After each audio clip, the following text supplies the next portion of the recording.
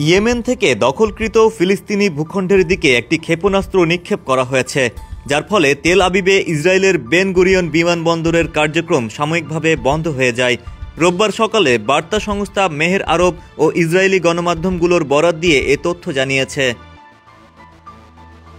Israeli সেনাবাহিনী নিশ্চিত করেছে যে তারা ইয়েমেন থেকে একটি ক্ষেপণাস্ত্র উৎক্ষেপণ শনাক্ত করেছে।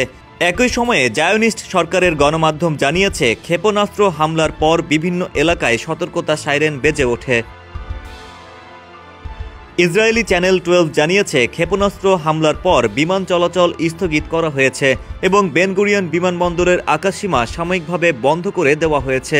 এদিকে টাইমস অব ইসরায়েল জানিয়েছে, ইসরায়েলি প্রতিরক্ষা বাহিনী দাবি করেছে ইয়েমেনের হুথি বিদ্রোহীদের নিক্ষেপ করা একটি ক্ষেপণাস্ত্র তারা সফলভাবে ভূপাতিত করেছে। সংবাদ মাধ্যমটি আরও জানায়, ক্ষেপণাস্ত্র নিক্ষেপের পর ইসরায়েলের মধ্যাঞ্চল ও দক্ষিণ পশ্চিম তীরের কিছু এলাকায় সাইরেন বেজে ওঠে। সতর্কতামূলক সাইরেন বাজলেও এখন পর্যন্ত কোনো ক্ষয়ক্ষতি, হতাহতের ঘটনা বা আঘাতের খবর পাওয়া যায়নি।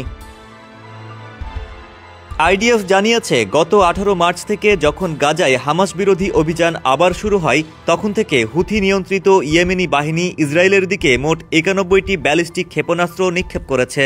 একই সময়ে অন্তত 41টি ড্রোন ইসরায়েলের দিকে পাঠানো হয়েছে। এছাড়া চলতি বছরের জানুয়ারিতে হামাস ইসরায়েলের মধ্যে হওয়া যুদ্ধবিরতির আগে ইয়েমেনিরা ইসরায়েলের দিকে 40টিরও বেশি ব্যালিস্টিক ক্ষেপণাস্ত্র এবং 100টিরও বেশি ড্রোন ও ক্রুজ ক্ষেপণাস্ত্র নিক্ষেপ করেছিল। ইসরায়েল গাজায় ভয়াবহ আগ্রাসন শুরু করার পর থেকেই ইয়েমেন ফিলিস্তিনের মুক্তি সংগ্রামের প্রতি তাদের প্রকাশ্য সমর্থন জানিয়ে আসছে। গত বছরের 7 অক্টোবর থেকে ইয়েমেন বারবার ইসরায়েল বিরোধী অভিযানে অংশ নিচ্ছে। ডেস্ক রিপোর্ট, সমকাল।